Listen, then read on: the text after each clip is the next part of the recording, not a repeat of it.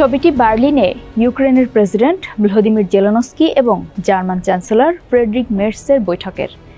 Ukraine Russia যুদ্ধের মোড় ঘুরিয়ে দিতে দুদিন আগের এই বৈঠকটি বেশ গুরুত্বপূর্ণ, কারণ এর কদিন আগেই মের্স ঘোষণা দিয়েছেন ইউক্রেনের পশ্চিমা মিত্ররা তাদের ক্ষেপণাস্ত্রের পাল্লার সীমাবদ্ধতা তুলে নিয়েছে। তারা কিয়েভকে রাশিয়ার ভূখণ্ডের অভ্যন্তরে গভীর লক্ষ্যবস্তুতে আঘাত হানার অনুমতি দিয়েছে। ফলে এখন যদি ইউক্রেন এই টরাসের সরবরাহ হাতে পায়, তাহলে আল জাজিরার মতে তার ঘুরে দাঁড়াতে সময় লাগবে না। যেহেতু মার্কিন প্রেসিডেন্ট ডোনাল্ড ট্রাম্পও এখন রুশ প্রেসিডেন্টের প্রতি বীতশ্রদ্ধ, কেননা ভ্লাদিমির পুতিন ট্রাম্পের চাহিদা অনুযায়ী যুদ্ধবিরতির চুক্তি তো করছেনই না, বরং উল্টো কালক্ষেপণ করছেন। চলুন জেনে নেই টরাস ক্ষেপণাস্ত্র কি। ইউক্রেন কি আসলেই টরাস পেতে যাচ্ছে? ইউক্রেন টরাস পেলে রাশিয়ার প্রতিক্রিয়া কি হবে? সঙ্গে আছি আমি রুকাইয়া জহির।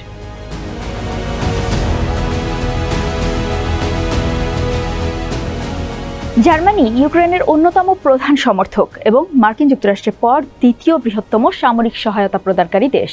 তবে সাবেক চ্যান্সেলর ওলাফ শলস টরাস সরবরাহে অনিচ্ছুক ছিলেন, কারণ তিনি চাননি জার্মানি সরাসরি যুদ্ধের অংশ হোক। তিনি 2023 সালের জানুয়ারিতে ন্যাটো মিত্রদের চাপের মুখে লিওপ্যাড 2 ট্যাঙ্ক সরবরাহে সম্মত হন। রাশিয়ার প্রেসিডেন্ট ভ্লাদিমির পুতিন হুঁশিয়ারি দিয়েছেন, যদি পশ্চিমা দেশগুলো ইউক্রেনকে তাদের দূরপাল্লার অস্ত্র দিয়ে রাশিয়ার ভেতরে হামলার অনুমতি দেয়, তাহলে তা ন্যাটোর সঙ্গে যুদ্ধের সামিল হবে। কিন্তু 6 মে চ্যান্সেলর হিসেবে দায়িত্ব নেওয়ার পর থেকে মের্স ইউক্রেনের প্রতি পশ্চিমা সমর্থন বজায় রাখতে দৃঢ় প্রচেষ্টা চালিয়ে যাচ্ছেন। এদিকে ডোনাল্ড ট্রাম্পের প্রশাসন যুদ্ধ বন্ধে কাজ করলেও সাম্প্রতিক রুশ হামলায় ট্রাম্পও ক্ষুব্ধ হয়েছেন এবং পুতিনকে পাগল বলে অভিহিত করেছেন।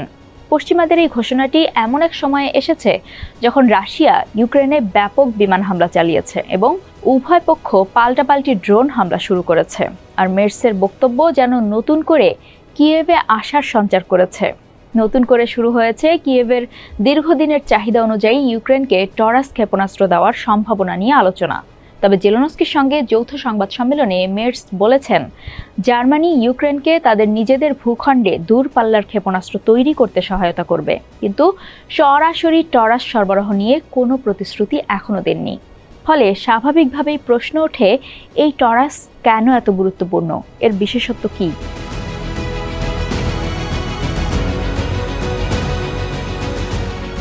টরাস হচ্ছে একটি জার্মান সুইডিশ নির্মিত স্বল্প উচ্চতায় চলাচলকারী দূরপাল্লার ক্রুজ ক্ষেপণাস্ত্র, যা প্রায় 500 কিলোমিটার দূরের লক্ষ্যবস্তুতে নির্ভুলভাবে ভারী বিস্ফোরক ফেলার ক্ষমতা রাখে। এটি 1998 সালে জার্মানির MBDA ডয়েচল্যান্ড এবং সুইডেনের সাব বোফোস ডায়নামিক্সের যৌথ উদ্যোগে তৈরি হয়। এর শক্তিশালী ওয়ারহেড গভীর ও সুরক্ষিত লক্ষ্যবস্তু যেমন আন্ডারগ্রাউন্ড বাংকার, যোগাযোগ কেন্দ্র, গোলাবারুদের গুদাম ও জাহাজ ধ্বংস করতে সক্ষম। এমনকি জিপিএস ছাড়াই এটি দীর্ঘ দূরত্ব অতিক্রম করতে পারে। যদিও ইউক্রেন ইতোমধ্যে যুক্তরাষ্ট্র ও যুক্তরাজ্যের সরবরাহকৃত ক্ষেপণাস্ত্র ব্যবহার করছে।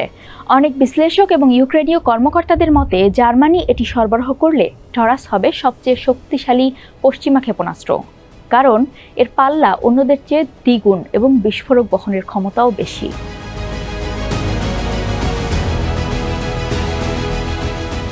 শলসের নেতৃত্বাধীন SPD সরকার যুদ্ধ আরও ঘনীভূত হয়ে পড়ার ঝুঁকি এড়াতে সচেতন ছিল, কারণ রাশিয়া বহুবার হুঁশিয়ারি দিয়ে রেখেছে যে ইউক্রেন যদি পশ্চিমা ক্ষেপণাস্ত্র দিয়ে রাশিয়ার অভ্যন্তরে হামলা করে, তাহলে তা সরাসরি যুদ্ধে সম্পৃক্ততা হিসেবে বিবেচিত হবে। বর্তমানে জার্মানি ইউক্রেনকে স্বল্প পাল্লার রকেট যেমন M142 হিমার্স ও মার্স 2 MLRS সরবরাহ করে, কিন্তু দীর্ঘদিন ধরেই রাশিয়ার ভূখণ্ডে ইউক্রেনকে এসব অস্ত্র ব্যবহারে নিষেধ করা হয়েছিল।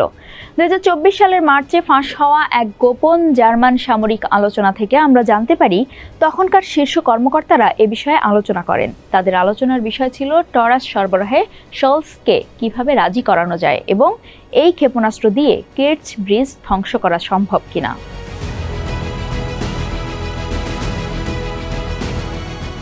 এখন মের্সের প্রশাসনে বার্লিনের অবস্থান কিছুটা পরিবর্তনের ইঙ্গিত দিচ্ছে। অপেক্ষাকৃত রক্ষণশীল CDU দলের নেতা হিসেবে মের্স আগে থেকেই শলসকে ইউক্রেনকে টরাস দেওয়ার জন্য চাপ দিয়ে আসছিলেন।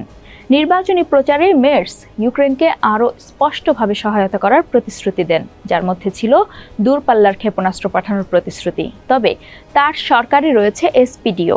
28 মে জেলেনস্কিকে মের্স প্রতিশ্রুতি দেন যে জার্মানি ইউক্রেনের টরাসের মতো ক্ষেপণাস্ত্র তৈরিতে সহায়তা করবে এবং জুনে কানাডায় অনুষ্ঠিতব্য G7 সম্মেলনে এর অর্থায়ন বিষয়ে আলোচনা হবে।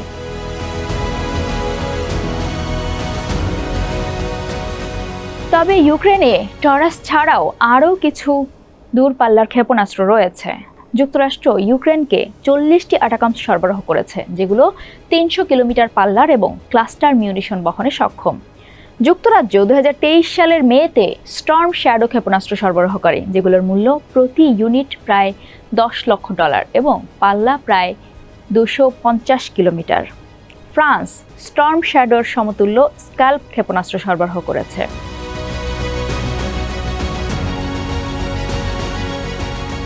ইউক্রেনে জার্মানির টরাস উৎপাদনের সহযোগিতা নিয়ে রাশিয়া এখনও আনুষ্ঠানিকভাবে কিছু বলেনি, তবে আগে থেকেই তারা হুঁশিয়ারি দিয়ে রেখেছে যে রাশিয়ার ভেতরে পশ্চিমা অস্ত্রের আঘাত পরমাণু প্রতিক্রিয়া ডেকে আনতে পারে। মের্স যদি সত্যিই ইউক্রেনকে টরাস সরবরাহ করেন, তাহলে রাশিয়া একে জার্মানির সরাসরি যুদ্ধে অংশগ্রহণ হিসেবে বিবেচনা করবে বলে জানিয়েছে। ক্রেমলিনের মুখপাত্র পেসকভ বলেছেন, মের্স নিজের কথায় নিজেই দ্বিধায় পড়েছেন, কারণ জার্মান সরকারের মধ্যে কোনো ঐক্য নেই। এসপিডি প্রধান লার্স ব্রিংবেইলও বলেন, জার্মানির অস্ত্রনীতি পরিবর্তিত হয়নি। চ্যাথাম হাউসের বিশেষজ্ঞ জন ফোরম্যান জানিয়েছেন, এখন টরাস পাঠালেও এটি ইউক্রেনের জন্য প্রতীকী জয় হবে, কৌশলগতভাবে নয়। যুদ্ধের গতি পরিবর্তন করতে হলে জার্মানিকে বিপুল পরিমাণ টরাস সরবরাহ করতে হবে।